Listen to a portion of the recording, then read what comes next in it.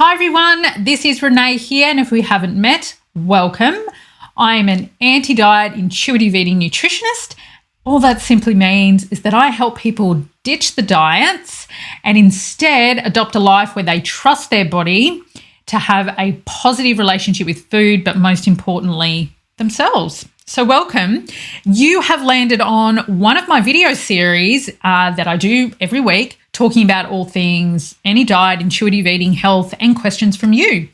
So today's topic is number 8, and we are talking about wellness. In fact, the sneaky side of wellness. And I'm laughing because I have done so many takes of this video because I can talk forever about it, because I personally have been very much caught up in this industry as a consumer and also as a health professional. So I've loads to say about it, but I'm going to try and keep this so brief and so on point so it can be of use for you. And today's talk is really aimed at those people who maybe are a little bit confused about whether or not they have adopted certain practices that are part of a healthy lifestyle, which is what wellness often claims, or is it part of diet culture, or could it potentially lead them down a path of disordered eating, which of course that is what I'm all about trying to prevent or to help people get out of. So let's just unpack this for a little bit. What does wellness actually have to do with diet culture? So if you recall my talk last week about diet culture, is that it is a set of norms and beliefs that idolizes thinness. That basically is a one size fits all, that everybody should look a certain way, and if they don't, then they must automatically be healthy. So anyone who is overweight is demonized as being unhealthy, when we now know that that is actually not the case, that your weight does not necessarily correlate with your health. Now, wellness has a very sneaky side of this in that it may not overtly promote weight loss that, some very out there diets certainly do, but it does come from a different angle of this whole attainment of health, do these practices in the name of health, with the undertone or with the message that, yes, you should lose weight, and this particular philosophy or this particular way of doing things is going to help you to do that, all in the name of health. So you can see that it can get a little bit grey, a little bit confusing. Now, there are also a big part of wellness that from the outset promises lots of things, that it can get you sucked into feeling as though you need to pay a lot of money to maintain whatever lifestyle you believe that you're trying to create for yourself. And it is wrought with people who are not qualified to be giving the advice that they are giving. So today I'm going to very, very briefly, because I could talk about this for ages, I'm very briefly going to identify 4 red flags or 4 things to keep an eye out for that are very, very wellness orientated. And I really want you to keep your smarts about you so you can ask questions or maybe spot it when normally you may take it as a grain of salt and go, oh, hey, I'm actually just doing something for my health. So let's dive straight in. Number 1 red flag for wellness is that I could almost guarantee that there will be some particular diet or agenda that is very much a restriction or elimination diet. Now, it may not have a name associated or, completely well known, but some examples might be like an anti-inflammatory diet, a hormone reset diet, a cleanse diet, a autoimmune diet. All of those kinds of things come with it with an element of restriction elimination. Now, of course, there are times and places or certain people that do need to restrict or eliminate food because they have a diagnosed medical condition, or they have gone through a process with a trained professional, not someone claiming to be a professional, but a trained professional who understands how to properly go through a food elimination process. I'm not going to talk much more about this because I could go down, talking about testing, all that kind of stuff. But all I want to say is that if there is an element of restriction or elimination, these are the questions that I want you to ask. Is what is being asked of me backed by any science? And I mean proper scientific studies that say cutting out these foods or doing this is going to give me the relief of symptoms or the benefit that I'm actually trying to get. That's the first thing. Second of all, who is it that is giving you this advice? Are they somebody that is qualified to determine that eliminating those foods or doing that is actually the correct course of action? And on top of that, have they, particularly if you were seeing a health professional, given you the risks associated with it, particularly related to you? For example, do you have a background of disordered eating disorders? Are you somebody that is liable to hang on to some particular diet and then it's going to lead you down trying more and more and more and more, that it's going to lead you down a disordered eating path? Is the restriction elimination of food short-term or long-term? If it's long-term, is this something that you think you're going to be able to do over a period of time? And if it's short-term, what is the plan to get you back to a state where you can eat all foods without issue? So these are the kind of questions that you really need to ask, because often there is a one-size-fits-all approach for these kind of restriction elimination diets. For example, if you have X condition, therefore you must cut out these foods. No questions asked, that's just what you do. When in actual fact, that may not be the right course of action for you and your specific symptoms. So I urge you, if there is some kind of recommendation under the name of health to restrict or eliminate some foods, please ask some further questions. Specifically, is it right for you? Okay, the second flag with wellness that I really want you to be aware of is the qualifications or who it is that is actually giving you this advice. Now, one of the things that I've really noticed, certainly in the last couple of years, and you may have as well, is friends on social media that all of a sudden are promoting certain products and supplements without any health qualifications. Yet these people will market themselves as a weight loss expert, a weight loss mentor, a gut health expert. Yet I'm pretty sure a week ago they were just cutting hair in their local hair salon and there's been no qualifications or training that they have talked about. And often when you ask these people, they say, no, I've been given training by the company that I'm now working. What that actually means is they've just been given a script and told to go on their merry way and sell as many products as they can, and they get some sort of reward or commission. I'm sure you've seen it. Can I just say, absolutely do not get your health advice from these people. They do not know what they are talking about, and they most certainly do not have your health interests at the top of their list. The people that are involved in this, unfortunately, may not be aware that they are actually part of a bigger picture that is perpetuating disordered eating behaviours, and it is not sustainable. Which leads me on to the third point about supplements and superfoods that are often promoted.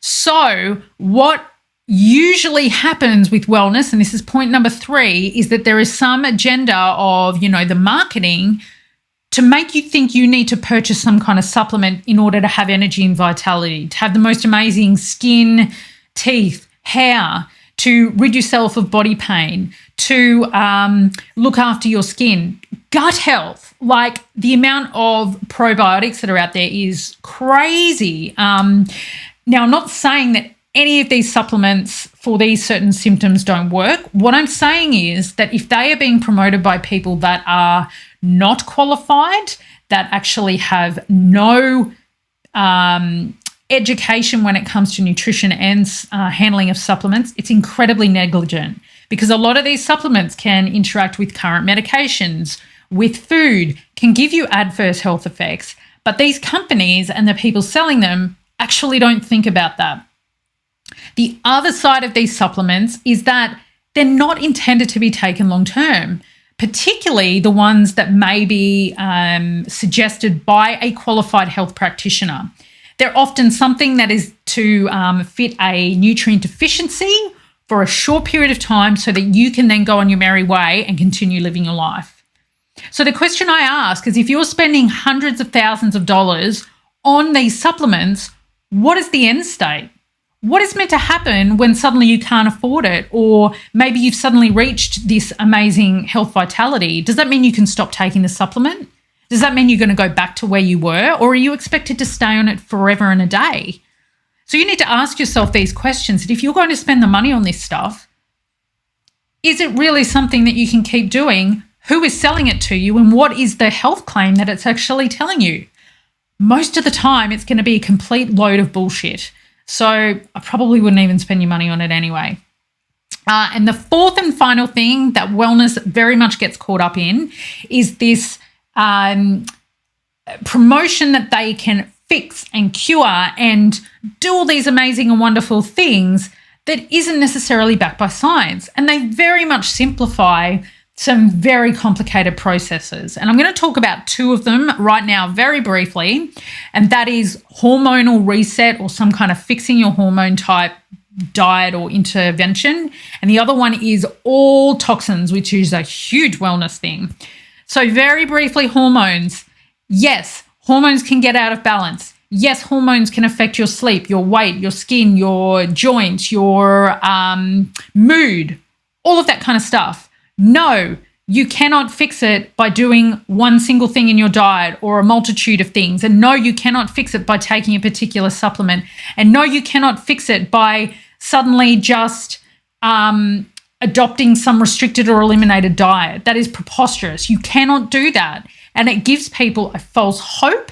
And it gives people this feeling that if they fail and if they still have these horrible symptoms, that they mustn't be doing it correct.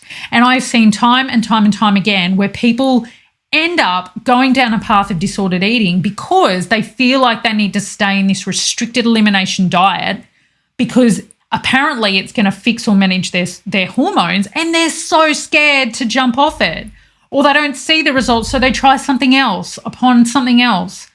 Just stop. You do not need to do any of that. There is no diet on this planet that is going to suddenly miraculously make your hormones in tune, in line, whatever it is that they're promoting. That is not going to happen. Your hormones fluctuate over your lifetime, and it is not one single thing that helps it. It is adopting a multitude of different things. And sometimes it's just something you just got to ride out. That just is a part of human life, unfortunately, particularly for women as we go through changes in our life. And sometimes you need some kind of medical intervention here, some medication, and that's completely okay, because wellness will often tell you that, no, you don't need that, and take people away from other sources of help and intervention that actually might make them feel better. So I just really want you to caution that. Ask those questions I mentioned earlier. What is the scientific basis in whatever diet that someone is promoting here? And the second thing is to really be aware of this belief that you have an accumulation of toxins, and so therefore you need to chug down some lemon water or take some cayenne pepper, or you need to fast for 24 hours or whatever ridiculous notion, and suddenly you're going to become more efficient at excreting these toxins that have built up and causing all these issues. No, absolute load of bullshit. And just to be perfectly clear, there is no diet on this planet, there is no nutrient on this planet, there is no supplement on this planet that is going to do a better job of detoxing your body than your organs. Your liver, your kidneys, your lungs are already fully equipped and far more capable of doing that than any diet. So do not believe a single thing that anybody tells you that makes you think that you need to do some kind of cleanse or some kind of detox. And while we're on that, often people go, well, it can't hurt. It's not really going to do me harm if I just, have soup for 3 days, or if I just have all these juices for a week. That is where you're wrong, because that most of the time is an entry point that can lead you down disordered eating, or lead you down this path of obsessing about eating clean and that orthorexic type tendencies. Okay, I got a little bit ranty. Like I said, wellness brings it out in me. So just a really quick recap, the 4 things to really keep an eye out on with wellness is restricted elimination diets. Is it actually necessary? Is it backed by science? Who is it that is giving you these advice? And top tip, if it's your mate on Facebook that's now suddenly involved in an MLM, don't go near it. If someone doesn't have the qualifications to back it up, or they can't answer the questions on why they're suggesting a restriction elimination supplement, don't go near it. There is promotion of supplements and superfoods that make you think that you need to be pushing health onto you. Most of the time, you do not need it, and there needs to be a lot more thorough investigation as to whether that supplement is actually right for you. And the cost involved, people, it's just ridiculous. And the fourth and final thing is keeping an eye out for these claims of curing your health simply by eating a certain food or cutting out foods. And keep an eye out for things like hormonal reset diet, metabolism fixing, all that kind of stuff, and toxins. Toxin is pretty much a wellness throwaway term. So there you go. All right. I'm trying to keep it really short. That's why I hope I didn't talk too fast. But anyway, so that's today's chat on wellness. I've got plenty more to say about wellness, but hopefully this gives you a bit of an idea on some key red flags to keep an eye out for, because I really don't want you to go down this path of thinking you're doing something for your health. Takeaway from this actually is I just want you to know that if you eat a balanced diet and you take care of yourself from a mental point of view, so you're doing some kind of exercising, you're being part of community, you have a good support network, you're getting some social interaction, you're doing things that bring you enjoyment, taking time out to, de-stress, all that kind of stuff, you're doing a lot for your health. You don't need to buy any of these extra things that people are claiming. You don't need to go on some restrictive diet. Most of the time it's unnecessary. So yeah, you are perfectly fine as you are. Do not try to push health onto you just because you think it's the right thing to do. You probably don't need to. Okay, that's all from me. I hope you have a wonderful week ahead. And of course, if you've got any questions about this, or maybe you're stuck in wellness and you're a little bit scared on how to get out of it, I'm your gal. All right, get in touch if you need to. I will talk to you next week. Bye for now.